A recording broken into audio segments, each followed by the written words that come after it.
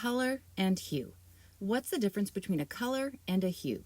The word color is a general term. It refers to all the variations we see, even white or gray.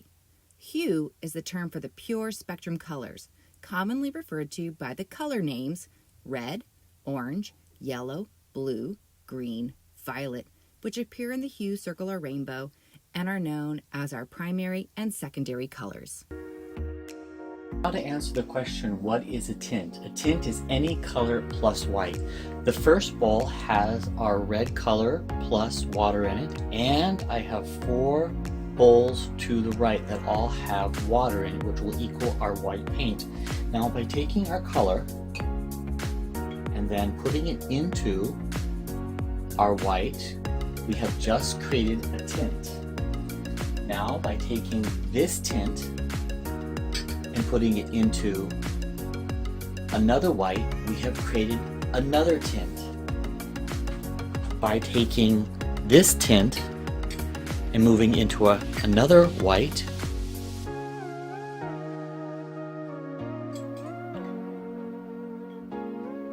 our final.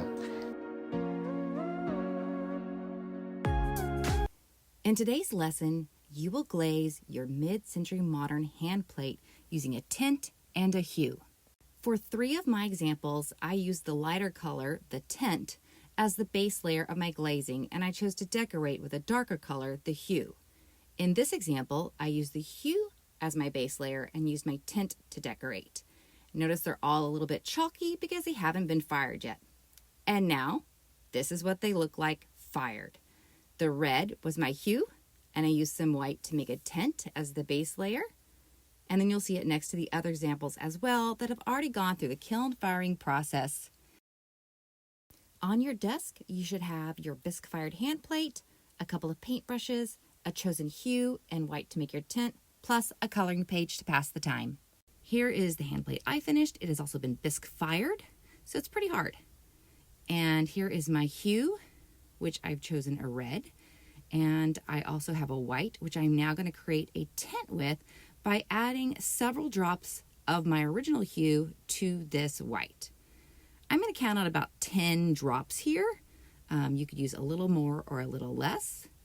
And I'm now going to use my large coverage paintbrush to stir this up to create the tint that I'm going to use to paint the entirety of my ceramic hand plate. Spend some time mixing this up until it's one solid tint, much lighter than my hue, which I plan to do my decorations with. So now it's time for me to go ahead and start adding on my first layer, which I plan to completely cover the front, the sides, and the back of my ceramic hand plate. Make sure to get coverage on the edges and all the tiny nooks and crannies. And as you can see, my plate is pretty shiny and wet, so I'm going to sit it down for a moment so I can kind of wipe off some of the chalky glaze from my hands and give it a second to dry before I start adding on the second layer. And while the back might be a little wet, I can gently pick it up and notice that the front is nice and dry and chalky. So I'm going to put on my second layer, because in glazing you want at least 2 to 3 layers to get really good coverage so that you don't see all of your paint strokes. So I'm going to go and repeat the entire process of covering my ceramic hand plate. Now that I finished my second coat of glaze on the front, it's a little too wet for me to turn over, so I'm going to lay it down and let that side dry while I work on my coloring page until I'm ready to flip it over and put the second coat on the back side. Once my hand plate has that chalky look to it, I can set my coloring page aside, go back to my hand plate, flip it over, and add a second coat to the back. Once again, don't forget to make sure that you have ample coverage on all of your edges as well. Your glaze is going to be super wet again, so it's a good time to set it aside and once again work on your coloring page while you literally wait for paint to dry. Once both sides of your hand plate feel dry and chalky, we're going to do one final glaze layer on the top decorative side using our tint.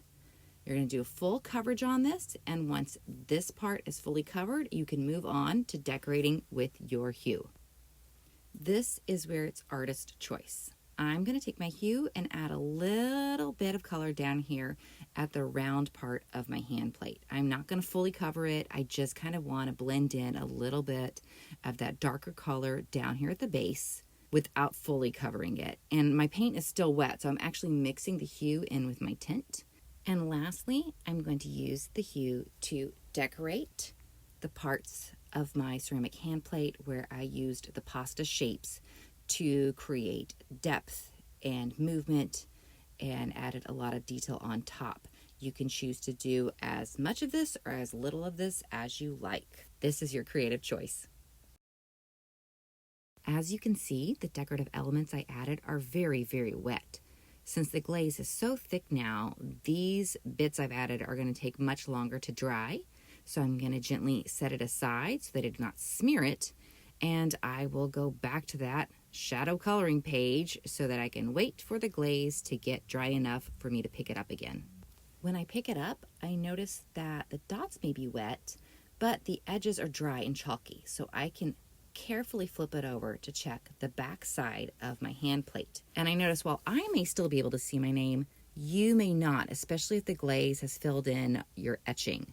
So if it has, please take the time to go paint in your name. Your first name should be enough, but if you'd like to, you can add on your room number and the year. Your dry hand plates are going to look very chalky.